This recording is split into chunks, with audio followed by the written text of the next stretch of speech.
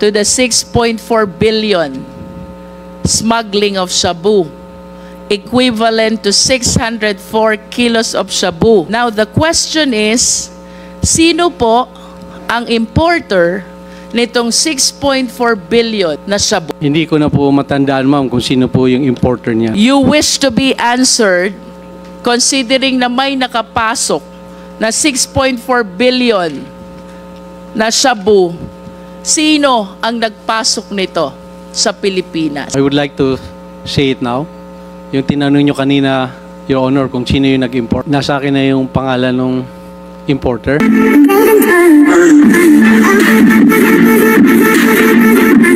Congresswoman Jinky Luistro, you are recognized. Thank you, Mr. Chair. With the permission of the Chair, I wish to direct my next question still to the BOC. Commissioner Faeldon, are you aware of this shipment number MCLU 61881? I'd like to request Your Honor to please refresh my memory. I cannot remember that, ma'am. MCLU 61881 pertains to the 6.4 billion smuggling of shabu, equivalent to 604 kilos of shabu, in which case Mark Taguba was convicted for smuggling of shabu by the Regional Trial Court. That is MCLU 61881. Kanina po, Commissioner, you said, you admitted with the documents which are being required during importer's accreditation, walang kayang itagong information ang importer sa inyo. Now, the question is, sino po ang importer nitong 6.4 billion na shabu? Hindi ko na po matandaan, ma'am, kung sino po yung importer niyan. That importation has been a subject of a long court litigation. I understand, Commissioner, but this is an incident which really shook the BOC, especially during your term. Tama po ba yun? Yes, ma'am. If I may... And of course, the first question that you wish to be answered, considering na may nakapasok na 6.4 billion na shabu, sino ang nagpasok nito sa Pilipinas? I want to refresh your memory, Commissioner Faeldon. Walang makakapag-import without the importer's accreditation. You likewise said, what with the ample requirements which are being required from the importer, walang kayang itagong information ang importer from the Bureau of Customs. Now, we are talking about this specific shipment that pertains to 6.4 billion of shabu, which shook the Bureau of Customs and even your leadership of the BOC when this shabu was apprehended in the Valenzuela warehouse. Question, Commissioner. This is something na hindi mo dapat nakakalimutan. Sino po ang importer nito?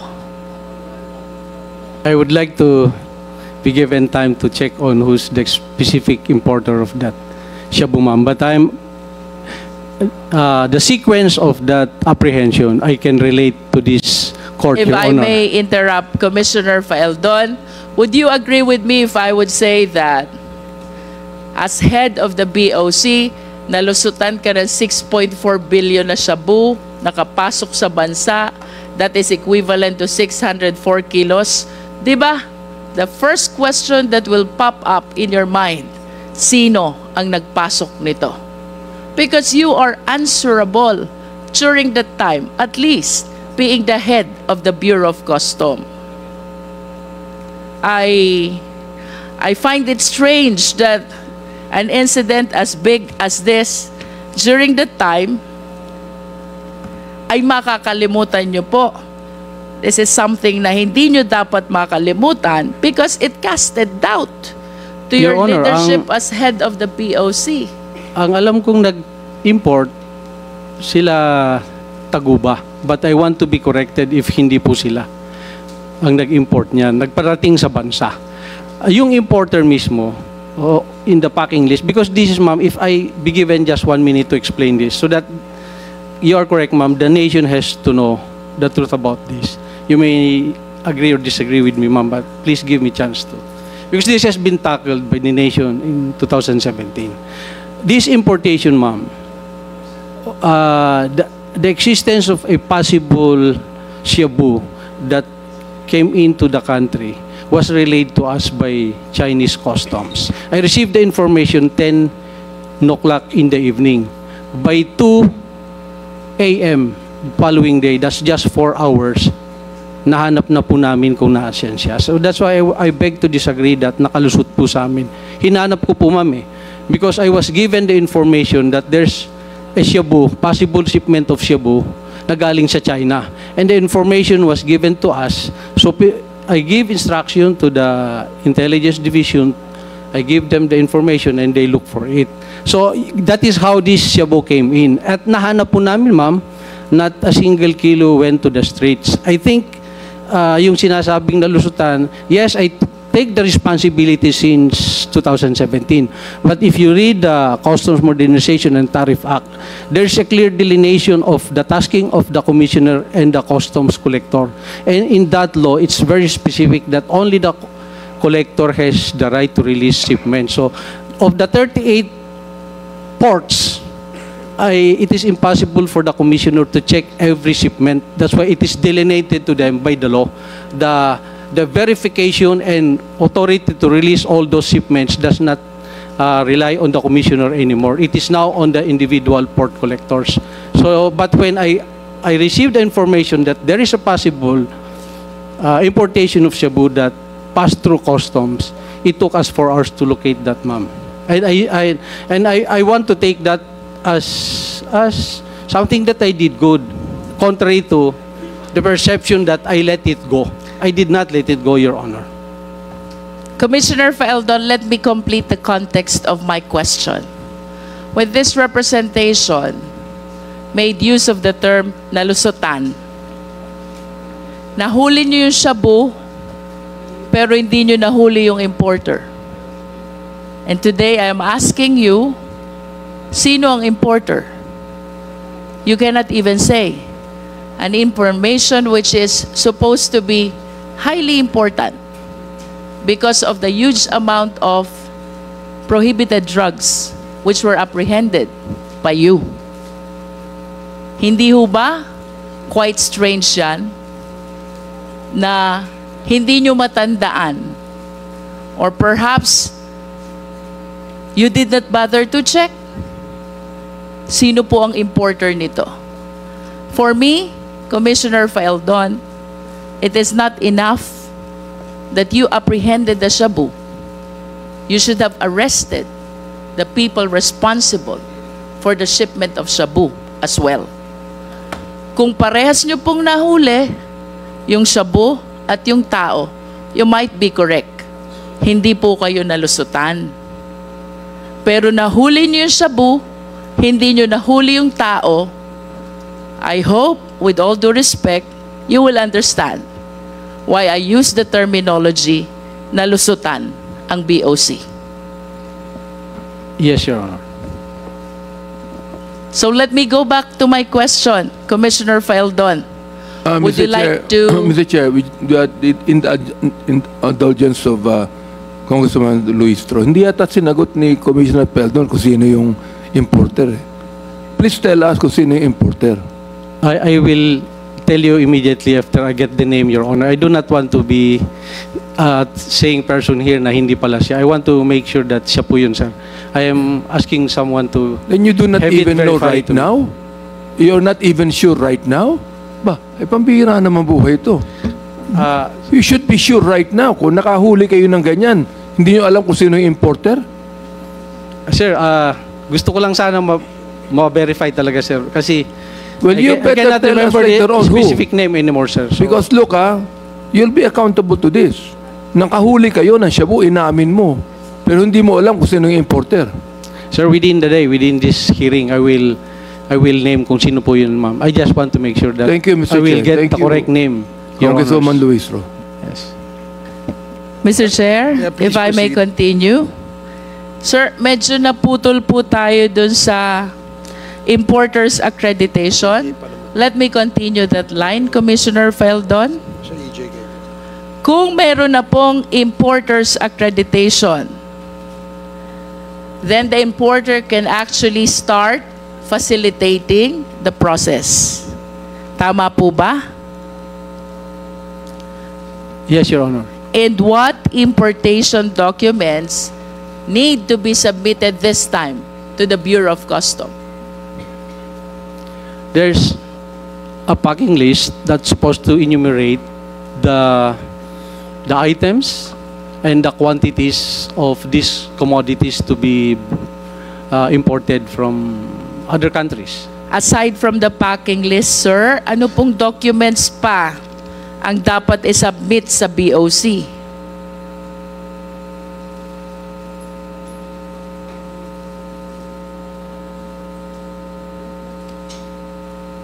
This is the importation proper already. The importer already secured the accreditation. So, mag-i-import na siya. What documents need to be submitted to the BOC? You mentioned about the packing list. What else, Commissioner? The specific term, ma'am, I cannot mention it, but these are the invoices of these commodities from the corporation or from the manufacturer. You get these commodities. This is to attest that the amount you specify there is correct. Dito po yung invoice from the manufacturers where these commodities will be coming from, Your Honor. The packing list contains the description and the quantity of the goods, correct? While the commercial invoice contains the value. The value, goods. ma'am, because this is where the tariff will be computed once these commodities arrive in the country. And Your when Honor. you say tariff, it means importation tax. Yes, Your Honor. Does it include bill of lading, Commissioner? Yes, Your Honor. Ano po bang nilalaman naman itong bill of lading in the interest of the Filipino people? Until you physically open the commodities in their packaging, it is very hard to assume that these are exactly the same as it is stated in those documents, Your Honor. Yes, but with respect to the document bill of lading itself, what do we see from the bill of lading?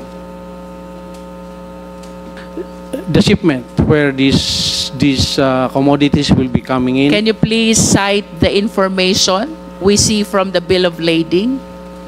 Yung mga anong barko siya nakasakay, what are the containers, so that this can be tracked. Containers, reference number? Yes, sir. Meron tayo, ma'am. Meron yang. These are international numbers that can be tracked by all customs agencies in the world. Kaya po meron number itong mga containers na to. Pag sinabi niyo po bang tracking number, ito po bang binanggit ko kanina about the 6.4 billion shabu, MCLU 600, 1881, ito po ba yung international tracking number? Yes, ma'am. That's why our Chinese counterpart gave us that number, and we were able to trace where that truck was delivered. You are saying that the information, the source of your information is your Chinese counterpart. Yes, Your Honor. Okay. So, what other informations can we get from the bill of lading, sir?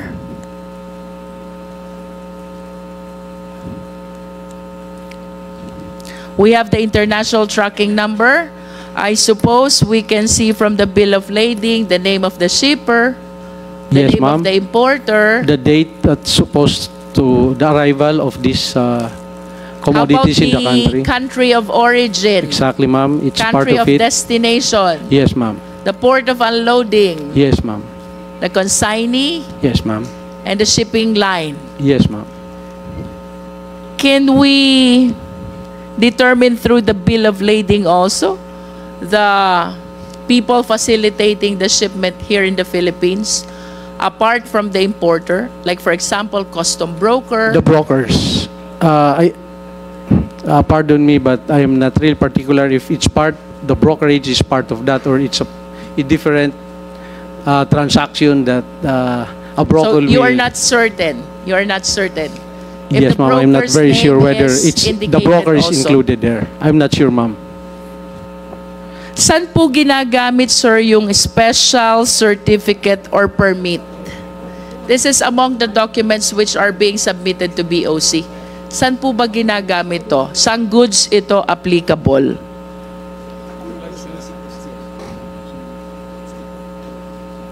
Or what kind of importation requires special certificates or permit? I think some government importation. For example po,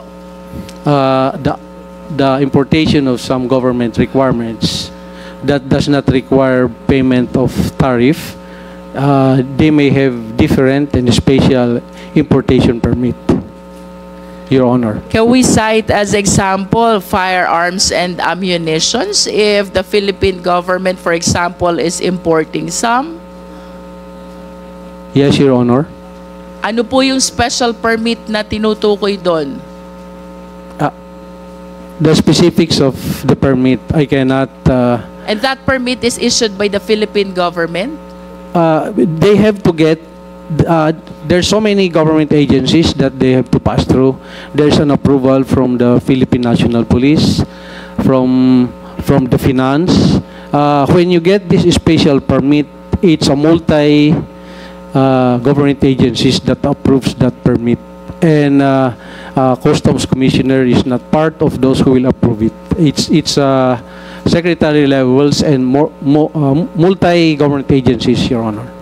Halimbawa po, mag-import ako ng luxury vehicles. May special permit po bang kailangan doon?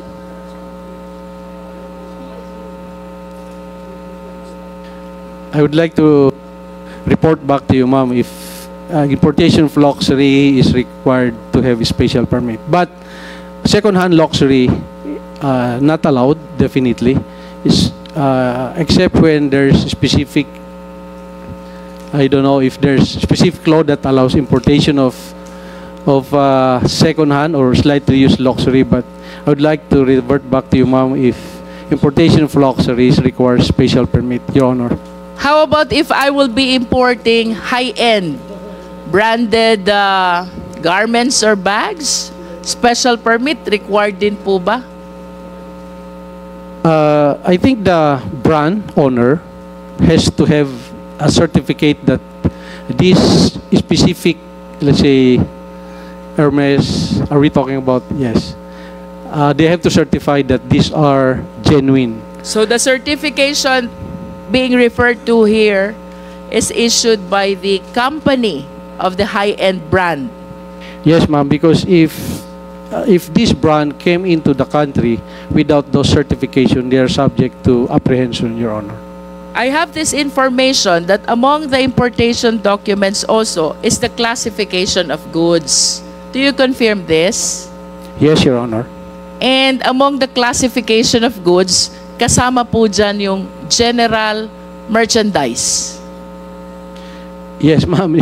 Diyan yung general merchandise po, yun yung medyo magulo kasi there are so many commodities that's classified general merchandise. So diyan po tayo nagkakaroon ng maraming problema sa ating peer. Can you please enlighten us, Commissioner? Ano po ba yung problemang na-generate nitong classification na general merchandise? Mag-import ng, let's say, mga non-branded sapatos, mga damit, pero hahaluan na yan ng kung ano-ano na high-end commodity or prohibited commodities. Usually, dun sa general merchandise, tayo nagkakaroon ng problema So, pinapasok na nila dun yung mga kontrabando. So, hindi siya nakalista dun sa packing list nila. Talagang dun sa general merchandise, yun po yung madalas maabuso nung importer. And the brokers, sometimes the brokers, they really don't care kung ano yung laman ng containers. So, yan po yung nagkaroon tayo ng, that's where the corruption and so many other problems come into play, yung sa general merchandise. Your Honor. Commissioner, I will go back to you. Mr. Taguba, I remember during your previous testimony, you made mention of general merchandise in relation to TARA system. Can you enlighten us on this? Your Honor, yung general merchandise po, iba-iba po kasing may-ari nun. So, Iba-iba ang may-ari. Opo. Yung isang container, pwedeng may footwear, pwedeng may kitchenware. So, iba-iba. Hindi naman siya kontrabando, pero hindi siya dinedeclare kasi mahaba eh. Pag i-declare mo siya, ang may-ari ng container, ay yung may-ari ng produkto, sobrang dami ng laman ng isang container eh. So, hahaba yung ililist mong items. So, ang ginagawa, pag general merchandise, pipili na lang ng ilan na papayagan naman ng BOC. So, yun na lang i-declare. In other words, mayroong nakalista, mayroong hindi. Yes. General description po. And for some whose intention really is to engage in importation of contraband, sinasadya nila na gamiting classification yung general merchandise para mailusot those which are prohibited. Magagamit po siya sa... Like shabu. Pwede po. Yun bang 6.4 billion, if you still remember, Mr. Taguba, was it classified also as general merchandise? Pwede ko po bang i-clarify muna yung sinabi ni Commissioner Faeldon? Yes. Kung okay lang po. Commissioner Faeldon, let me continue with the process, please. Once all these documents for importation are submitted to BOC, ano po bang sunod na gagawin?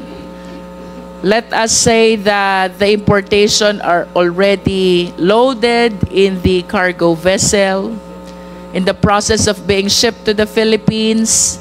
What should be the next step? Excuse me, Congresswoman Luistro, I believe your question earlier about the system that you asked Mr. Taguba, I think he's ready to give the answer. To give the answer to you. Before we ask another opinion from Commissioner Faeldon. So, Yes, Your Honor. proceed. Your Honor, nasa akin na yung pangalan ng importer. So, I would like to say it now. Yung tinanong nyo kanina, Your Honor, kung sino yung nag-import. Okay, sige, geto muna. You hold on to your horses, Mark. Let us listen first to Commissioner Faeldon. Sige, Commissioner.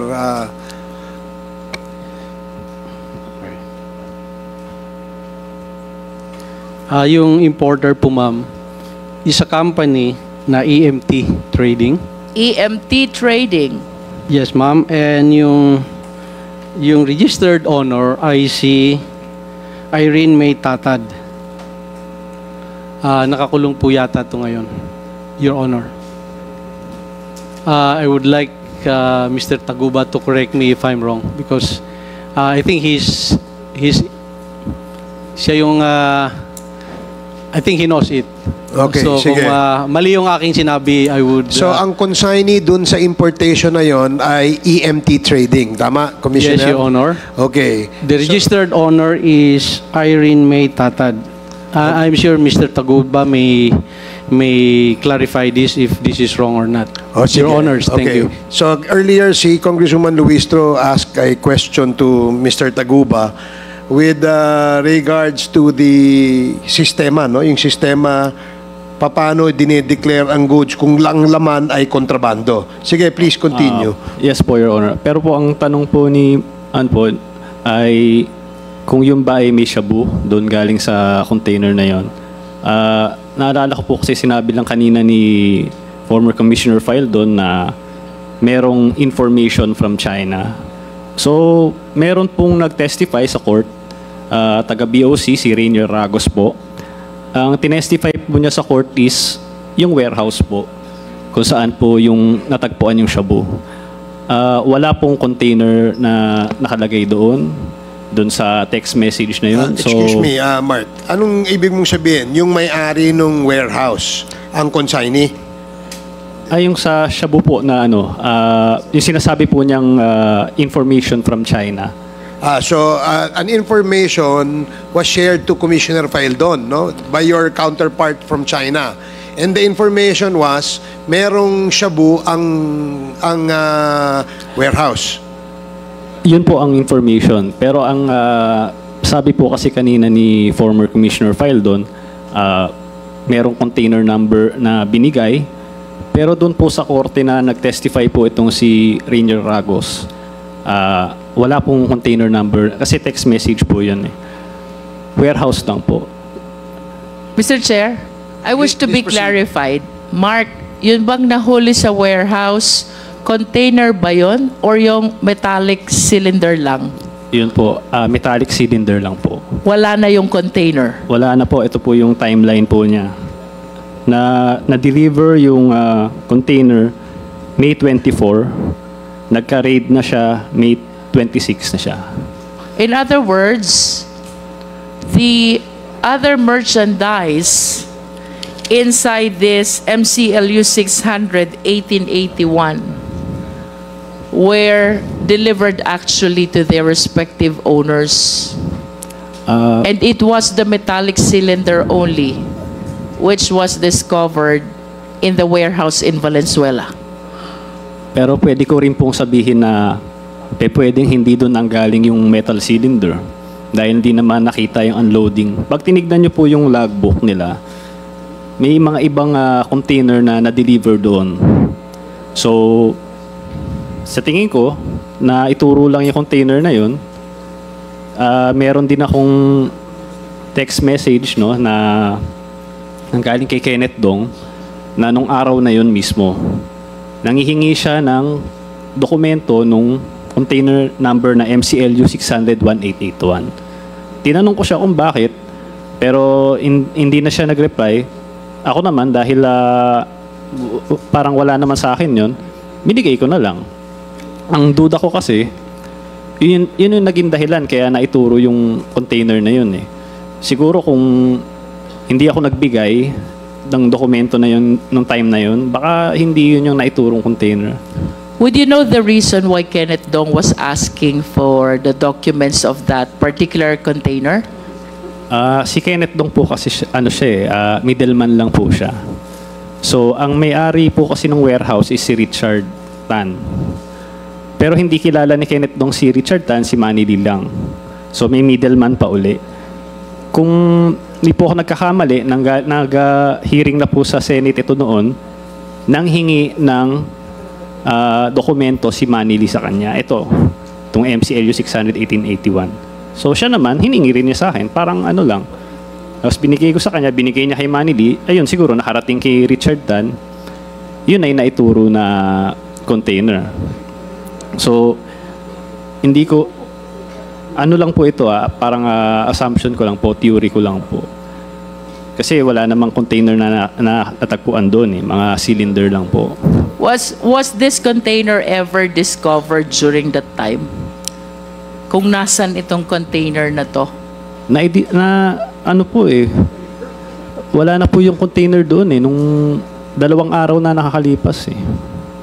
So, ang nakita na lang doon is yung mga metal cylinder na may nakalagay nga doon na na papel, yung Fidel Anoche D. Yun na yung pinagbasehan nila. But do you confirm that that container, the shipment inside that container was classified as general merchandise? Yes, Your Honor. Kasi per your narration, kapag general merchandise, maraming may-ari, various types of goods. But I wish to emphasize what you said, na pwede yung metallic cylinder ay hindi naman ang galing dun sa container na iyon. Kasi wala ng container na nakita sa loob ng warehouse. Wala po, hindi po. Wala If po that is the case, Mr. Taguba, what therefore was the basis why you were made accountable for the metallic cylinder when there is no proof that that is one of the contents of that container? Yun po. Yung packing list naman, kailanman di ko nakita itong packing list na ito eh. Does the packing list mentions about metallic cylinder? Wala po. Yung sinasabi kong packing list, yung Anhai packing list, hindi po siya official document. Kailanman di ko siya nakita. Hindi siya sinabit sa BOC. Ang nakakaalam lang nito is si Manny Lee, sila Richard Tan, na yun, di umano, merong metal cylinder. And I remember you also testified before na you have a packing list with a stamp of the BOC, and another packing list was produced during the hearing in the court without the stamp of the BOC, and that was the one which was appreciated by the court. Yun po yung nangyari. Do you still have with you the packing list with the stamp of the BOC? Ano na lang po, Xerox copy na lang po. But it still bear the stamp of the BOC? Yes po. Inano naman siya, verify po siya ng BOC na si Dennis Maniego na ito ay totoong dokumento. So, kahit wala yung original copy kasi sinasubmit syempre sa BOC, kahit Xerox copy lang siya, pinatunayan naman na totoo ito. At gusto ko lang din iklaro yung AFTA. So, ito po yung isang special permit din po ito. Hindi naman permit, kumbaga, para makabawas sa tax. So, ASEAN-China Free Trade Agreement, hindi po ako nagkakamali. Yun po ay may tatak po ng Quarantine Bureau ng China na in-inspect po siya. At gusto ko lang din sabihin na katulad din sa Pilipinas, hindi lahat ng container ini-inspect. So, swerte rin siya at na-inspect siya. So, dapat talaga yung korte, nung in-assess niya, dapat pinanigan niya yung aming dokumento kaysa dun sa informal What do you packing list mean na yun. when you said swerte siya, na-inspect siya? Hindi po lahat ng container na-i-inspect. Ganon din po. Hindi ganon talaga. Sobrang daming container. So siya, na-inspect siya. Meron siya tatak ng Quarantine Bureau. Pinatunayan sa korte na totoo yun. Sa You're referring to this MCU 1881? Yes. Your Honor. Okay. And then? Sa kasamaang palad, ang pinanigan ng korte is yung Anhai packing list, na informal packing list na hindi naman sinabmit sa Bureau of Customs.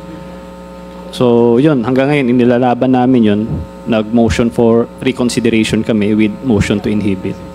So, you anchored one of the arguments where you anchored your motion for reconsideration is the non-appreciation of the packing list with the stamp of the BOC. Yes. Pinaka Okay. number 1 po. Mr. Chair, may I continue? You have 2 minutes. 2 minutes.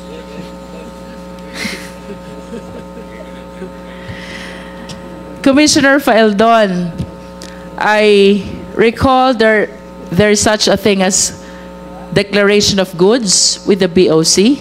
Ano po ito, Commissioner?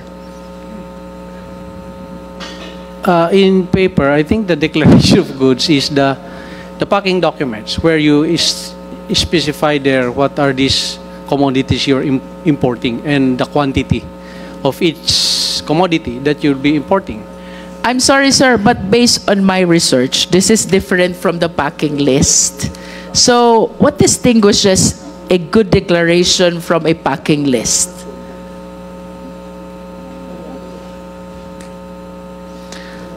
Based on my information, ito daw pong good declaration na ito ay isinasubmit sa BOC within certain number of days before the arrival of the shipment.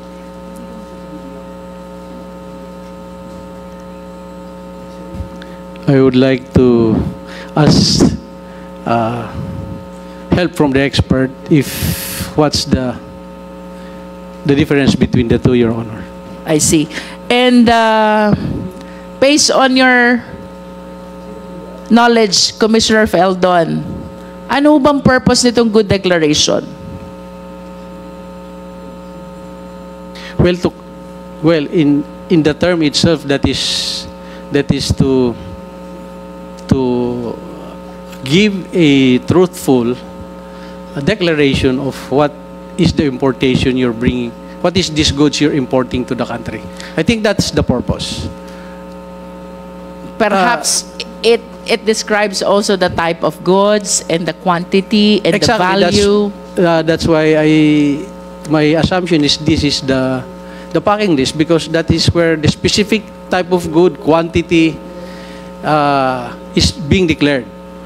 Tama po bang sabihin, Commissioner Feldon, na on the basis of this declaration of goods, the BOC is able to determine whether it will go through the yellow lane, the green lane, or the red lane? Does this good declaration has something to do with the lane where the shipment will go through? Yes, ma'am. There's an office in the customs that does the vetting of those declaration of good. It is our risk management office. Once all those documents were submitted to the customs, they will start to run that into our system, whether this importation will pass through the physical inspection upon arrival in our ports, or X-ray, or will go to the fast lanes. So it's another office that does the vetting of those actual importation. Our office is called Risk Management Office, Your Honor. Let me go back to Mr. Taguba.